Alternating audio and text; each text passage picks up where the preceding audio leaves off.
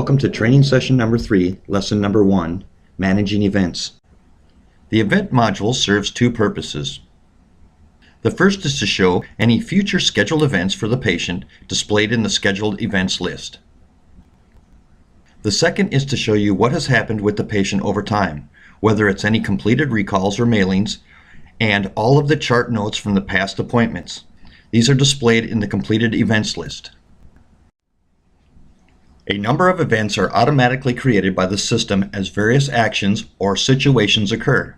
Examples of these auto-created events include recalls on patients tested not sold, incomplete appointment outcomes, recalls when patient orders have been received to schedule a fitting appointment.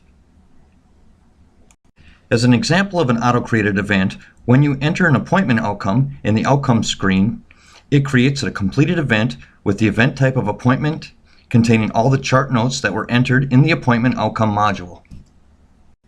The events module is divided into 3 areas. Scheduled events, which shows the events that have been scheduled and have not yet been completed. Completed events show all the events that have been completed for a patient. And the currently selected event. This is the area in which the event details are shown for the event currently selected. There are a couple of radio buttons in the upper left corner of the window labeled Patient Events and Employee Events. The radio buttons serve as a way to toggle between the types of events shown. When Patient Events is selected, the scheduled events and completed events shown are related to the patient. When the Employee Events is selected, the information shown on the left side of the window will change to show all events assigned to a specific employee. This can also be filtered by clinic.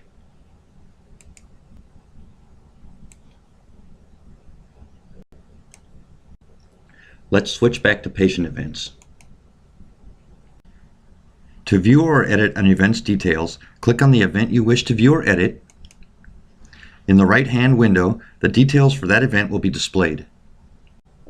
To edit the event, click on the Edit button, make any changes to the event as needed, then click the OK button to save your changes. You can click the Cancel button to discard the changes if you do not want to keep them.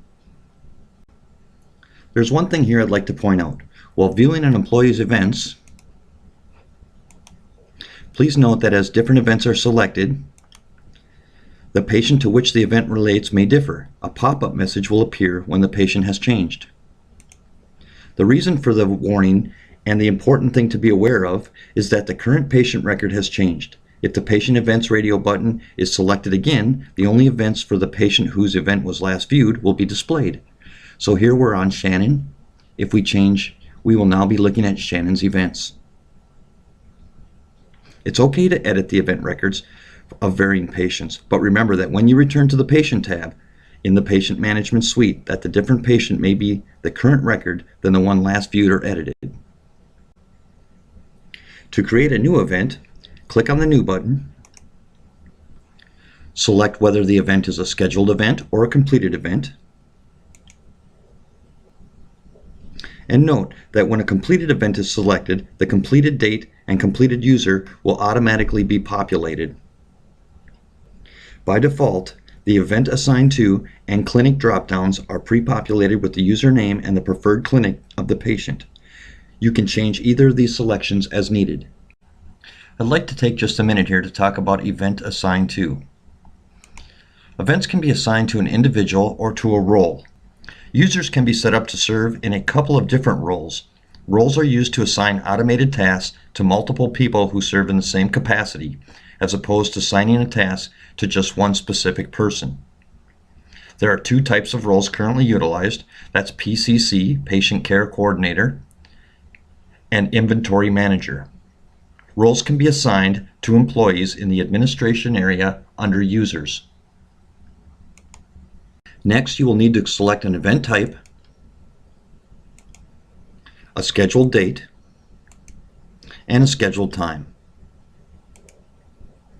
When creating a new event, I would like to point out one thing. Under the event types, you can control the values that appear in this list in the Administration area under Event Types. The Event Reason free text field can be used to describe the event further. If the new event is a completed event, the Event Completed notes can be used as well. Click the OK button to save the new record. And now you can see our new event. To complete a scheduled event, select the event, click on the Edit button, check the Completed Event Radio button. Notice that the date and the completed by were automatically filled in. Add any completed event notes and click OK. You'll notice now that we've moved from the scheduled events down to the completed events list. Please note that events can also be completed in the Employee Task module. This will be covered in the next video. In the bottom right-hand corner, we have a Print Event and Print All Events buttons. The Print Event will print out a single event. For example,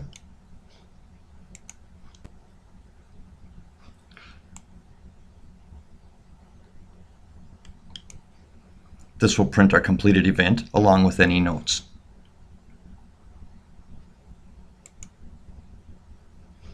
The Print All Events will print all completed events.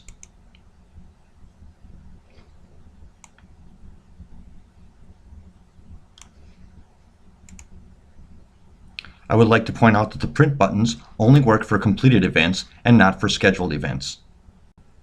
This completes session number 3, lesson number 1, Managing Events.